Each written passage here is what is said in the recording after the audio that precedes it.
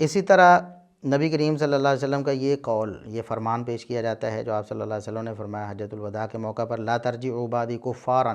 یضرب بعضکم رقاب بعض، تم میرے بعد کفار نہ بن جانا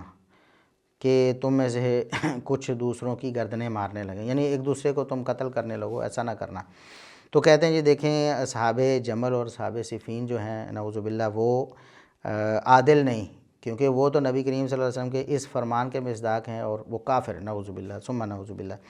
یاد رکھیں کہ یہ جو فرمان ہے رسول اللہ صلی اللہ علیہ وسلم کا، اگر ان کو ان جنگوں پر فٹ کریں گے، جنگ جمل و صفین پر، تو دونوں فریق اس کی زد میں آ جائیں گے۔ یعنی جنگ جمل میں جو دونوں فریق تھے، جنگ صفین میں جو دونوں فریق تھے، وہ دونوں اس کی زد میں آئیں گے، کیونکہ آپ صلی اللہ علیہ وسلم نے تو مطلق فرمایا ہے اگر اس فرمان میں صحابہ آتے ہیں تو پھر یہ سارے صحابہ کرام کے بارے میں ہے، دونوں گروہوں کے بارے میں، کسی ایک کے بارے میں تو نہیں۔ فرمایا کہ یضرب بعضکم رقاب بعض، تم میں سے کچھ دوسروں کی گردنیں مارنے لگے، تو جنگ میں تو دونوں ایک دوسرے کے خلاف تھے، لڑائی تو دونوں گروہوں کی آپس میں ہوئی، کسی ایک گروہ کو سوتے میں تو دوسرے نے جا کر حملہ نہیں کر دیا۔ اور پھر اب تو یہ جو نیم روافظ ہیں وہ بھی اس بات کو تسلیم کرتے ہیں، آج ان کے ویڈیو کلپ موجود ہیں کہ جنگ جمل اور صفین جو ہے وہ سیدنا علی رضی اللہ عنہ کی طرف سے مسلط کی گئی تھی اپنی خلافت کی رٹ قائم کرنے کے لیے، نہ کہ دوسرے فریق کی طرف سے،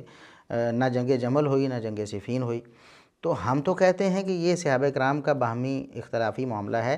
صحابہ کرام سے اللہ راضی ہے، سب سے راضی، اور ہم بھی سب سے راضی ہیں۔ ہم اس میں کوئی فرق نہیں کرتے کہ فلاں صحابی کو ہم برا کہیں فلاں اچھا کہیں، سبھی اچھے ہیں، سب سے اللہ راضی ہو چکا ہے۔ لیکن جو لوگ اس نس کو فٹ کرنے کی کوشش کرتے ہیں نعوذ باللہ، ان کی تان میں تو سیدنا علی رضی اللہ عنہ کو گروہ بھی آ جاتا ہے، کیونکہ نبی کریم صلی اللہ علیہ وسلم نے تو لڑنے والے سب کے بارے میں یہ ارشاد فرمایا۔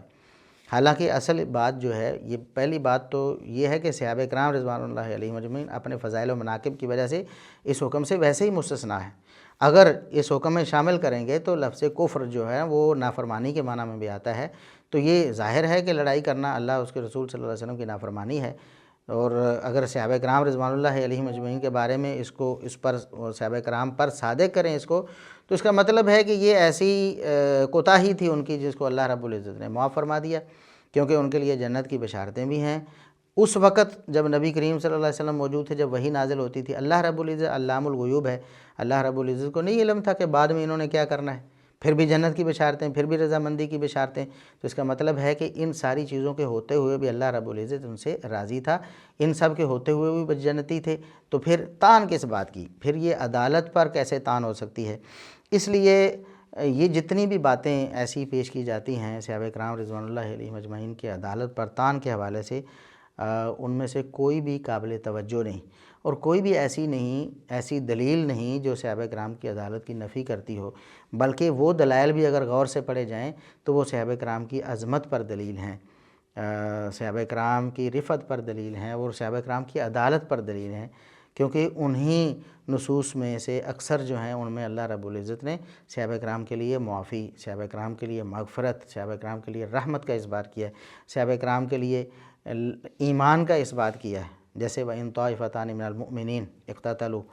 اگر مومنوں کے دو گروہ آپس میں لڑائی کریں، تو یہ اگر حدیث فٹ کرنی ہے کہ نبی کریم صلی اللہ علیہ وسلم نے فرمایا کہ تم ایک دوسرے کی گردنوں مارنے نہ لگو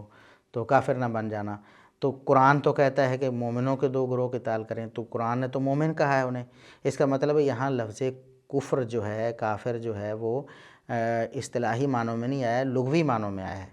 تو اس لیے جتنی بھی نصوص ہیں ان میں سے کوئی بھی اس قابل نہیں کہ اسے صحابہ کرام کی عدالت کی نفی مانا جائے۔ اللہ سے دعا ہے کہ اللہ رب العزت صحابہ کرام کی عدالت کو سمجھنے اور اسی کے مطابق اپنا عقیدہ بنانے کی توفیق عطا فرمائے۔ سبحان ربک رب العزت عما یصفون وسلام علی المرسلین والحمد للہ رب العالمین۔